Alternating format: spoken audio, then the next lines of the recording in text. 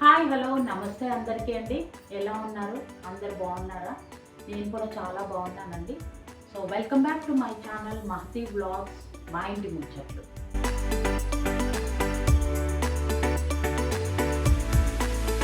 ఈరోజు నేను ఏ విధమైన కూర ఫ్రై అవి చూపించట్లేదండి. ఇవాళ నేను 2 స్పెషల్ రెసిపీస్ చూపించబోతున్నాను. ఏంటంటే అది పొడులండి. ఒకటి వచ్చి ములగాకు పొడి, ఇంకోటి వచ్చి కొబ్బరి పొడి. ఈ ములగాకు పొడి అయితే మీ అందరికీ తెలుసు కదండి, చాలా చాలా హెల్త్ బెనిఫిట్స్ ఉన్నాయి అందులో. అది చాలా రిచ్ ఇన్ ఐరన్ అండి. అందులో ఏ విటమిన్, సి విటమిన్, ఇంకా ఈ విటమిన్ ఉన్నాయి. చాలా చాలా మంచిదండి ఈ ఆకు తీసుకున్నందువల్ల. దీన్ని మనము ములగాకు పొడి చేసుకుంటాము, ములగాకు కూర కూడా చేసుకుంటామండి ఆషాఢ మాసంలో. అది చాలా స్పెషల్ ఆ కూర. అది కూడా నేను త్వరలో మీకు చూపించబోతున్నాను. అయితే ఈ ములగాకు వల్ల మనకి హెల్త్ బెనిఫిట్స్ చాలా చాలా ఉంటుందండి. మనకి హార్ట్ రిలేటెడ్ ప్రాబ్లమ్స్ కూడా చాలా క్యూర్ అవుతుందండి. సో అది తీసుకోవడం వల్ల మనకి చాలా బెనిఫిట్స్ ఉన్నాయి కాబట్టి ఈరోజు నేను మీకు అది ఎలా చేసుకోవాలో చూపించబోతున్నాను. ఇంకొకటి వచ్చి కొబ్బరి పొడి అండి. కొబ్బరి పొడి కూడా చాలా రుచికరంగా ఉంటుంది. అది అన్నంలో కానీ వేడివేడి అన్నం నెయ్యి వేసుకుని తింటే చాలా బాగుంటుందండి.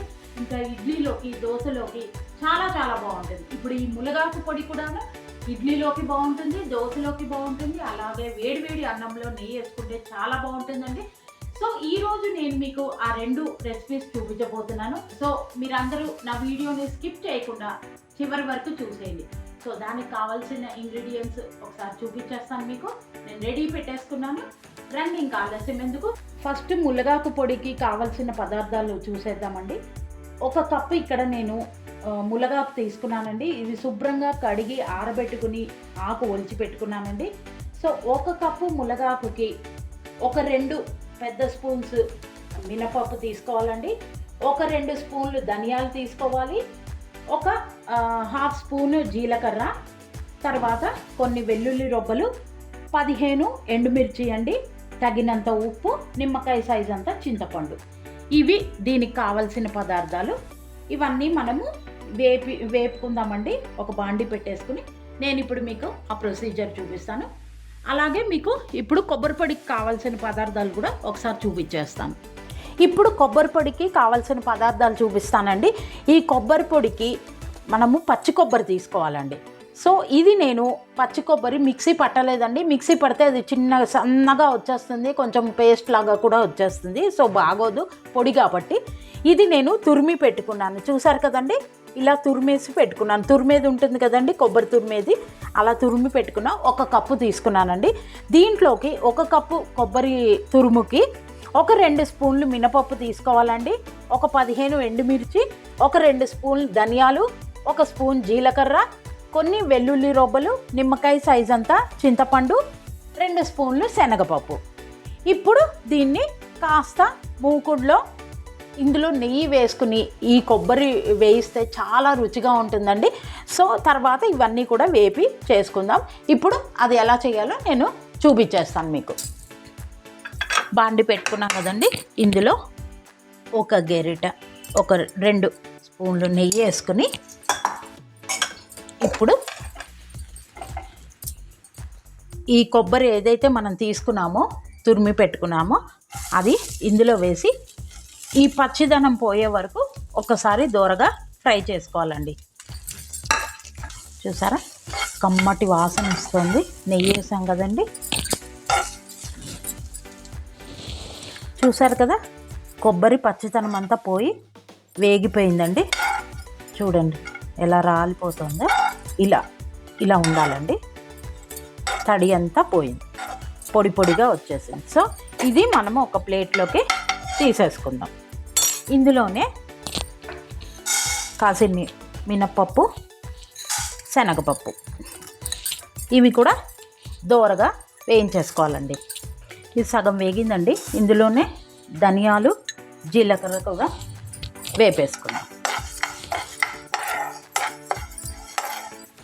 ఇందులోనే ఎండుమిరపకాయలు, నిమ్మకాయ సైజ్ అంతా చింతపండు ఇది కూడా వేసేసి ఇలాగా కొంచెం వేగే వరకు వేయించాలండి ఎర్రగా.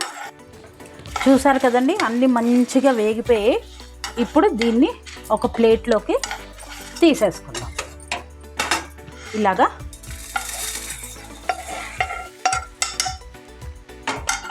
తీసుకుని ఈ వెల్లుల్లిపాయలు కూడా ఇలా వేయించి వేసేది.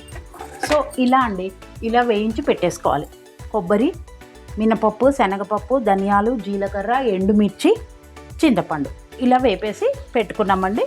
సో ఇది చల్లారాక మనం గుండ కొట్టేసుకుందాం. చూపిస్తాను అది ఎలా చేయాలి. మీకు కొబ్బరి పొడి చేయడం చూపిస్తానండి. ఇప్పుడు ఇందాక వేయించి పెట్టుకున్న మిరపకాయలు, చింతపండు, శనగపప్పు, మినపప్పు, ధనియాలు, జీలకర్ర ఇవన్నీ వేపేసుకుందాం. ఇందులో వేపుకున్నవి మిక్సీలో వేసి ఫస్ట్ ఇవి గ్రైండ్ చేసుకుందామండి. కొబ్బరి అప్పుడే వేయకండి, ఫస్ట్ ఇవి గుండ కొట్టుకుందాం. ఇందులో తగినంత ఉప్పు ఇలా వేసేసుకుని, ఇది ఇలా వేసేసుకున్నాక దీన్ని మిక్సీ పట్టుకుందాం.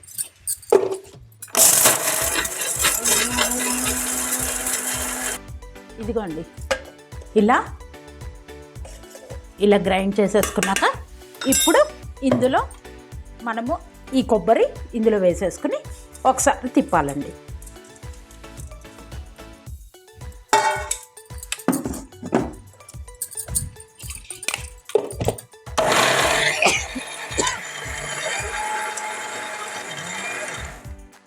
చూసారండి, భలే వచ్చేసింది, పొడి పొడిలాడుతూ మంచి వాసన వస్తుందండి. ఇప్పుడు ఈ వెల్లుల్లి రేఖలు ఇందులో వేసుకుని ఒక తిప్పేసుకోండి. చూసారండి, వెల్లుల్లిపాయలు కూడా ఇందులో కలిసిపోయిందండి. ఇప్పుడు దీన్ని ఒక డిష్లోకి తీసేసుకుందామండి. ఫస్ట్ ములగాకు పొడికి ఒక బాండి పెట్టేసుకుని ఈ ఎండుమిరపకాయలు వేపేసుకుందామండి. ఇది కొంచెం నల్లగా కాకుండా కొంచెం సిమ్లో పెట్టుకుని ఈ ఎండుమిరపకాయలని వేయించుకోవాలండి. నేనైతే ఇక్కడ ఒక 15 దాకా తీసుకున్నాను, ఎందుకంటే ఇవి కారంగా ఉంటుందండి ఈ మిరపకాయలు. మీకు కారం బట్టి మీరు ఎంత తింటారో మీరు ఇంకొక 2 ఎక్కువ కూడా వేసుకోవచ్చు. సో ఇది మరీ నల్లగా కాకుండా కొంచెం ఎర్రగా ఉండేటట్టుగానే వేయించుకుని చక్కగా సిమ్లో పెట్టుకుని పక్కన పెట్టేసుకోవాలి. చూసారు కదండి, మినపప్పు కూడా ఎర్రగా వేగిపోయింది. సో ఇది కూడా ఈ పళ్ళెంలోకి తీసేసుకుందాం. ఇప్పుడు ఇందులో ధనియాలు కూడా కొంచెం దోరగా వేపేసుకుందామండి. ధనియాలు, ఈ జీలకర్ర కూడా వేసేసుకుందాం. చూసారు కదా, కాస్త పచ్చిదనం అంతా పోయి డ్రైగా వస్తుంది. ఇప్పుడు ఈ స్టేజ్లో ఈ నిమ్మకాయ సైజు అంతా చింతపండు వేసేసుకోవాలండి. గింజలు లేకుండా చూసి వేసేసుకుని, ఇది కూడా వేడికి ఇదవుతుందండి, చింతపండు కూడా మెత్తబడుతుంది. గ్రైండ్ చేసేటప్పుడు అది కూడా బాగా కలిసిపోతుందండి. చూసారు కదండి, ఆకు శుభ్రంగా డ్రై అయిపోయింది. ఇప్పుడు ఇవి కూడా ఈ పళ్ళెల్లోకి తీసేసుకుందాం. ఈ వెల్లుల్లిపాయలు కూడా ఇందులో వేసేసుకుంటే వేడికి ఇదవుతుందండి. ఫస్ట్ ఈ ములగాకుకి వేయించి పెట్టుకున్నవన్నీ చల్లారిపోయిందండి. సో ఇది మనం మిక్సీలో వేసేసుకుందాం. వెల్లుల్లిపాయలు పక్కకు తీసేసుకుందాము. ఫస్టే గ్రైండ్ చేస్తే అది మెత్తగా అయిపోతుందండి. సో లాస్ట్లో ఇవి గ్రైండ్ చేసుకుందాం. ఇప్పుడైతే ఇవన్నీ ఇందులో వేసేసుకుందామండి. ఎండుమిర్చి అవన్నీ కూడాను ఇందులో వేసేసుకుని, చూసారు కదా చాలా ఫైన్గా వచ్చేసిందండి. ఇప్పుడు దీన్ని ఒక డిష్లోకి షిఫ్ట్ చేసేసుకుందాం. అంతే అండి, ఎంతో రుచికరమైన పచ్చి కొబ్బరి పొడి, ములగాకు పొడి రెడీ. అయితే మీరు కూడా ఒకసారి ములగాకు తెచ్చుకుని ఇలా ట్రై చేసేయండి, చాలా బాగుంటుంది. పచ్చి కొబ్బరితో కూడా ఇలా చేసేసుకోండి. ఈ రెండు కూడాను ఇడ్లీలోకి, దోశలోకి, వేడి వేడి రైస్లో నెయ్యి వేసుకుని తింటే చాలా చాలా బాగుంటుందండి. చాలా అద్భుతమైన రెసిపీస్ ఈ రెండు కూడాను. ఒకసారి మీరు ట్రై చేసేయండి, ఓకేనా?